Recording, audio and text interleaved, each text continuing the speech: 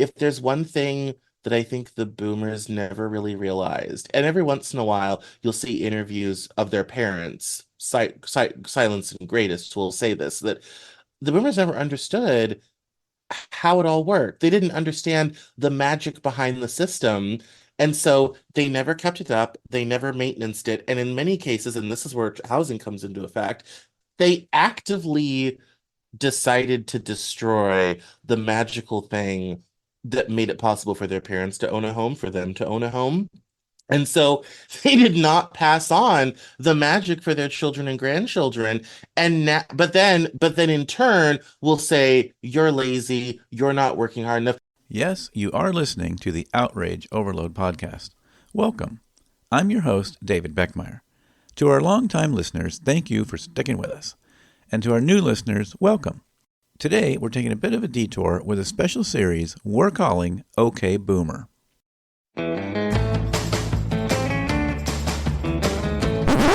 Okay, Boomer. Express yourself. Try something else. Don't take a backseat. You can start living free. It's all in you. This series is all about giving the mic to the younger generation, a platform for them to voice their concerns, share their perspectives, and provide raw authenticity and authority on issues that matter to them. For our inaugural episode, we're diving into a topic that's on the minds of many young people today: housing. From skyrocketing rents to the elusive dream of homeownership, housing is a critical issue that affects the lives of millions. To discuss this, we've brought together two intelligent and insightful young individuals. Cameron Lee Cowan is a writer with a background in music, fashion, theater, and politics. Also joining us is Jake Didinsky, a DJ and producer with a master's degree in political science. My mother still doesn't view fast food workers as people with real jobs to this day. She's like, well, no one should be working that job more than a couple years to get skills. I said, Mom, the average fast food worker is 29 years old. She has 3 kids. She is a real person. She has diapers and baby formula to buy. Okay, let's pay her a decent wage. And by the way, I love a Taco Bell. I love an Arby's. I want someone there to get me my food fast, hot, and in a timely manner, and I'm willing to pay for the privilege. This isn't hard. This is basic capitalism. But kind of to David, it's socialism when I don't like it, and it's good policy when I Right. do. You have these weird dichotomies throughout all these discussions of, well, okay, get a job. Okay, I got a job at fast food, but I can't afford diapers and formula for my kids. Well, you should get a better job. But you told me to get a job. And especially as millennials, we've been on this hamster wheel for almost 20 years at this point, and it's just Girl, futile. It's it did not ever futile. stop. It's just like we came out on the hamster wheel. We've been on the hamster wheel. Every time we think we can stop the hamster wheel, somebody comes by and hits the hamster wheel, and we have to start over. Where it's like it's a zero-sum game. And there you have it. Now that you've met our panel, let's jump right into the discussion. Stay tuned as we explore the realities, struggles, and aspirations surrounding housing from the perspective of a younger generation. This is OK Boomer. Let's start something.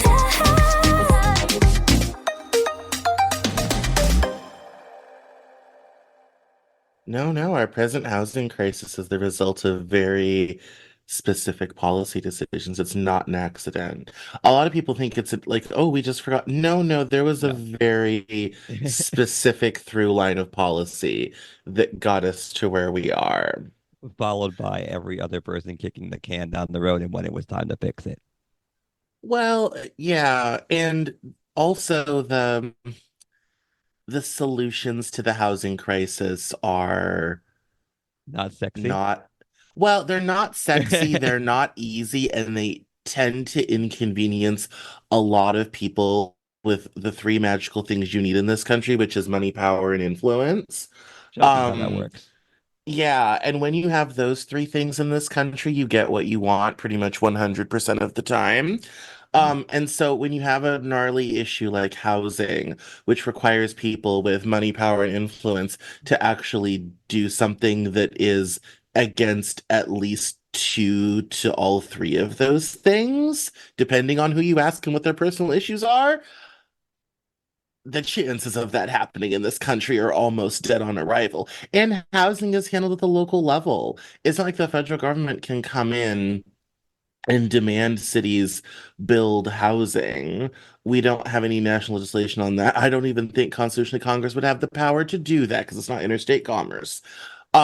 States can sometimes do it, like what California did. But because it's at the local level, a small group of homeowners, 20 to 50 people, can kill thousands of units of housing. It happened in Seattle. The city of Seattle owns an old Air Force base from World War II, and it is a great place for affordable housing, except for one problem. It's next to Magnolia, the wealthiest neighborhood in the city. And they And don't want you'll it in their never backyard. guess how fast that when that project was proposed, it was on the city's agenda for 2 weeks. They killed it so fast. It was remarkable. Like they were the Mercedes AMG of policy housing decisions. It was pretty Um, bad.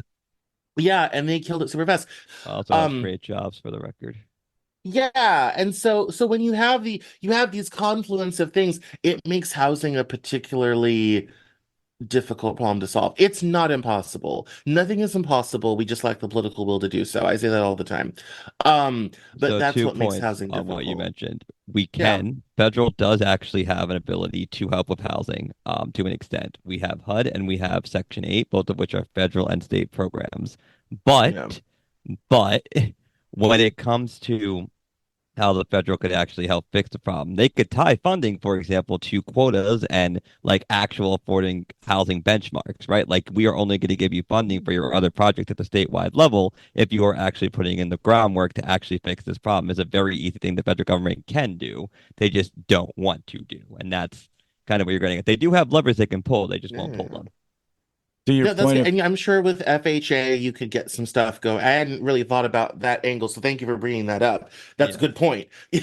Sort of thing. Yeah. But I think at the state level, state houses could do a lot more, as California has now done, to really force cities to do this. And in Denver, if I were the state of Colorado, I would tell that's the city of Denver. I would tell the city and county of Denver, guess what? Grab a hammer, folks. Yeah, Because right. we Give are it back. I'm gonna grab building something some new downstairs. apartments near that transit line that every state taxpayer has spent the last 20 years paying for. So guess what? Yeah, I have some experience with the California situation. I was working in that space a little bit in affordable housing and sort of working with governments on that. And it's interesting when because just to kind of give a quick overview for people, like one of the aspects of some of these things are if you're going to build, a new housing or a new, condos or whatever, X number of them, some percentage have to be quote unquote affordable, have to fit the various California affordable programs that are affordable housing programs requirements that are out there. So there's not only one kind, but there's different levels. But it's funny you talk about people kind of complaining about it. Like people have this vision that affordable housing is like means like halfway houses or something. It's like, no, these are just regular families. Like you wouldn't tell the difference between the people because literally these affordable homes or these affordable condos and whatnot are in the same place, as the other ones. And you're not going to be able to tell the difference between the families. These are normal families. And in the Bay Area, by the way, affordable housing is incredibly like the bar is not that low, right? To Right. qualify for, I mean, there's multiple tiers, but to qualify for the upper tiers of affordable housing, I mean, it's a lot more income than you might imagine. So, but it's so funny that people have this idea that they're going to be like it's going to be like you're at a halfway house and there's people outside smoking crack, and It's it's talking just not. points, man. It's all politics. Like the reason that people think this way is because it is what certain parties in our country want to run on. And because they need to run on it, they have to paint it as X. The reality is that you are correct. Most affordable housing actually isn't already built like apartment complexes that they hold certain units for to meet those criteria. But in reality, that's not going to win you an election if you're running on the idea that the people living there are going to be criminals and all these other things. And so that is why most people have those ideas. The reality is that these are people who just want to have a place to live, but they're the same exact people who are going to scream and about how the homeless encampments are everywhere. So it's like it can't be both. Pick one. Well, yeah, and these quick solutions to homeless, like we're just going to ship them away somewhere else. Like how's that going to fix anything, right? It doesn't. Well, and here's the sad problem is when you have a homeless issue like that, and they say ship them away, they usually end up on the West Coast. And that's what we used to say in Seattle. We always used to say we could solve our homeless problem if we were just dealing with just our folks that live Right? in the Puget Sound area. Here's the problem: the Midwest sends us theirs, so we're solving the homeless problem of Seattle and Denver and Omaha and Council Bluffs and Kansas City. And California too, especially Los Angeles, because the weather is more favorable. The weather in Seattle kind of sucks, but it doesn't snow. So you kind of can luck out if you stay dry. But like a lot of these places, Minneapolis, their solution is a Greyhound bus ticket to LA. And so oftentimes, you get these places that get criticized for a huge homeless problem and, being, quote unquote, shit old countries in America, all this type of thing. And it's like, yeah, but see, here's the thing, Mr. Person who lives in Madison, Wisconsin. The reason you don't have tents in your town is because they're on the hill above my old building at Seattle at 4th and Yesler, and they broke into my car 3 times. Okay, so your homeless has just gotten moved. It's just gotten transferred around. You won't build affordable housing. Well, but from their perspective, they fixed the problem then, right? Well, but not really. All they No, did but was if you're in Yeah. Madison, Wisconsin, you say, "Yeah, we did a good job, didn't we?"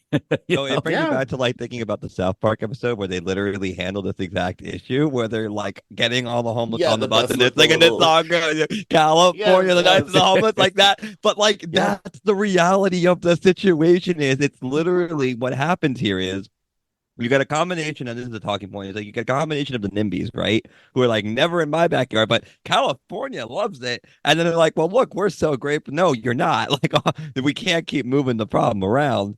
And so I think when we talk about like just to summarize why, I think the question is why do boomers get a lot of blame for this? Part of it is that boomers were the start of it, and they're the ones still currently technically in power. And there's not enough other people in powerful positions to fix it yet. So it's less, is this only the boomers? Because they do play a part of it, but other generations have as well. But they're the ones who are at the control levers right now. And like, they're just like, like we could do something, but honestly, we're going to die in 20 years. So like, is it really our problem? Not really. Yeah, Well, well, and it's I'm it's gonna- a 40 years of following on policy it's more than decisions, 40. right? It's more than 40. It goes way back, but Yeah, like, I mean, I I'm want to push being back on that generous a and little. only starting in like 1980, but sure, go ahead. Well, I'm going to say that a lot of you mentioned the idea of the World War II, affordable housing, houses that were built in the 50s. Well, I mean that wasn't the boomers, right? I mean they were kids, if they were Right. even born, and it was sort of the silent generation and World War II. Greatest. What is it? The greatest. Kind of, Yeah. So those policies that it got enacted then, kind of in the 50s, which we often think about boomers as being like adults in the 50s, and they weren't, right? I think boomers were kids, and that's the whole definition of it. That they My were mom born. graduated high school in 1974. Yeah. Yeah. So we often think of boomers as like they drive Model Ts and stuff like that, but it's not quite right. So Well, so it that's why I goes. said like the 1980s, because that's when the boomers started to hit their political power stride. And a lot of the housing decisions made sense then. And a lot of that NIMBYism and whatnot, I mean, the suburbs had already been exclusionary due to racism out of the 50s and 60s, which was their parents. That's my Nana, who's a silent 84. That was her generation. But the boomers kind of were like, we won't be racist about it, but we will not let you build a shack unless, matches the neighborhood character and all this type of thing. And the reality is we just haven't built enough houses for the population we presently have. The boomers are the largest generation in American history. They had a bunch of kids. They then produced a larger generation, the millennials, and then forgot to build any housing for that. Not that they forgot it was an intentional choice, but as a turn of phrase, they didn't build any housing for their children. And so it is no wonder, you have these discussions like here in Delaware where there's this, lovely village and they want to build some cottages. And by cottages, I mean 400 or 4,000 square foot like, yeah, houses. yeah. Yes. And people are complaining that it's going to degrade the neighborhood. And I commented and I said, oh, yes, the horrors of the checks notes, upper middle class to come in and buy your $800,000 cottage, and you just go to Montauk, you go to Long Island, you go to the Hamptons, it's the same discussion as all over the Eastern Seaboard, over and over and over again of these cloistered neighborhoods who don't want housing. And it's absurd. And the difficult part is I don't know how we solve this unless we get rid of enough boomers we can seize power. Like it's very the difficult. reality is that Yeah. I think it involves, so it kind of involves what we're doing here, right? Which is talking about it and having different perspectives on it. And I think that it's actually realizing that we do have a problem, right? Because if you ask certain boomers, they tell you this is not a problem. If you ask certain millennials who come from different backgrounds, they tell you it's not a problem. It's about lived experiences and understanding that just because you haven't experienced X doesn't mean X isn't happening. Um, which is partly why I say it's, do boomers get a lot of the blame? Yes. But also every generation before and every generation after that has not done enough to address this also shares an equal amount of blame. The boomers had the advantage of, they were coming, there were kids during World War II. The GI Bill promised a lot of housing and stuff after World War II. Like there was a lot of stuff we had to do for people, right? Like and sure, except you said somewhere along the line people forgot about that part. Like oh, it's fine, someone else will take care of it. Oh, it's fine, someone else will take care of it, except no one ever actually took care of it. And so here we are. And it allowed this environment of never in my backyard. Someone else can take them. We can figure it out. There's got to be a different way, but there's never actually a proposed solution. And inherently that falls on everybody and not just one particular group. The problem is right now, today, the president, I think, is a boomer, right? We classify Biden as a boomer. No, he's a silent, born in I was going to say he 43. might Right. even be old. I think he's a silent. So Yeah, I that, think he's so older. like, but like, Silent, you look at yeah. the last major groups in power are all people who share blame. And that's the thing, is that it can't be one body. It's got to be a collective will for us to solve it. And until that happens, there isn't going to be a solution. It's just bandages. And I want to say some of this isn't new, right? Because talking about your lived experience thing, well, one is the NIMBY thing, right? I mean, I live in a neighborhood that's probably mostly Gen Xers, but there's also millennials too. And and they're as NIMBY as anybody else has ever been, right? I mean, everybody moves in, they get their shot in, and then they don't want anybody else to come in. I don't think that's a new thing that's been going on. It's not, but But it has been allowed to foster into the place that it is because we as like society, boomers, millennials, silents, Gen X, have allowed that like idea of thinking to be allowed to continue. And that inherently is on all of us. And that's one thing I want to say too, is some of these narratives, like you talk to some younger people and they think like this kind of narrative didn't exist. Like, when I was coming of age, kind of in the early 80s, my parents would probably be silents, maybe, or maybe even greatest. And, they had bought a house in the early 60s and it was like 20,000. I'm just going to throw some numbers out in rough figures, but it was like $20,000, right? Well, when I was coming of age, that same house was about $200,000. And I'm looking at $200,000 at that age, which would be, by the way, $650,000 in 2024 dollars, right? So I'm looking at that at starting my, career or whatever, right? And I'm going, I can never afford that. Who are you kidding? I'm going to need to come up. Plus, interest rates were high.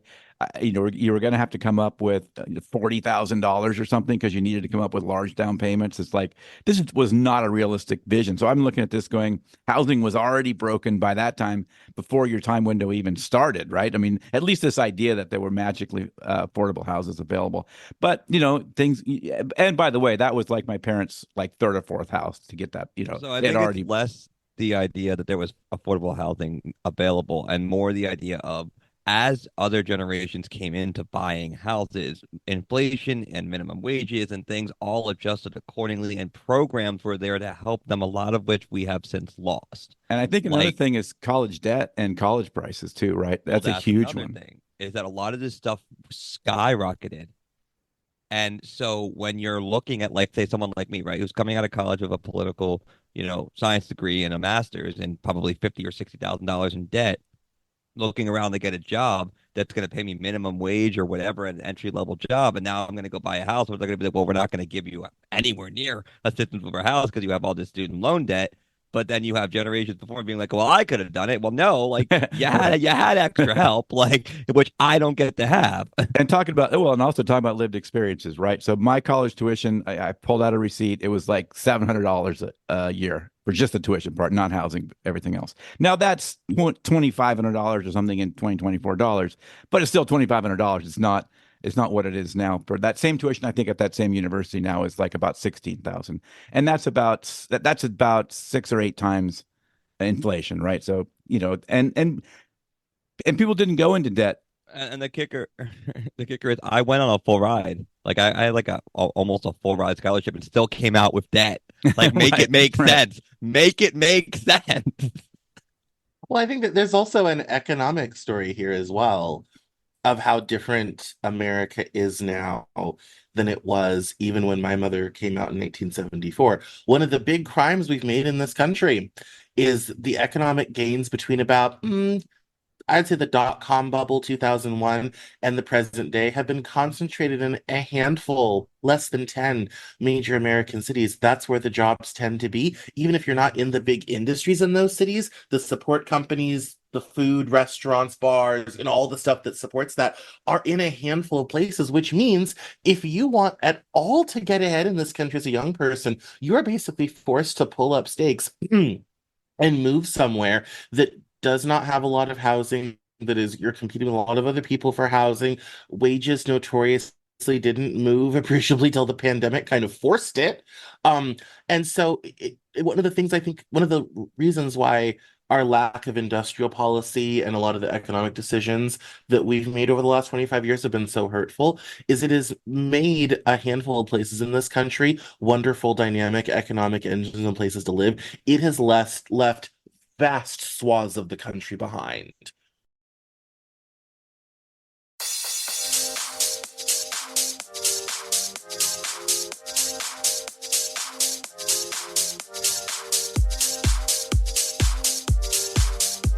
Huge thanks to Cameron and Jake for dropping knowledge bombs on the housing situation. We definitely need to keep this conversation going. But here's where you, the Under 40 crew, come in. This OK Boomer series is all about your voice. What issues are burning brightest for you and your generation? Student loan debt, climate change, boomers' use of emojis and hashtags? Speaking of hashtags, head over to our social media at Outrage Overload on Insta, Facebook, and Twitter/X, and let us know what topics you want to hear about next on OK Boomer. We're looking for the most pressing issues facing young adults today. Maybe you have a burning passion for one of these issues and want to be a guest on the show. We're actively seeking young voices with lived experiences and strong opinions. Hit us up on outrageoverload.net or send an email to outrageoverload@gmail.com. Remember, this series is about sparking dialogue and bridging generations. By sharing your stories and ideas, we can create better understanding, lower the temperature, and create a future that works for everyone. Thanks for joining us on Outrage Overload. This has been the OK Boomer series premiere, and we can't wait to hear from you. Until next time, stay inspired, stay informed, and let's make some real change happen.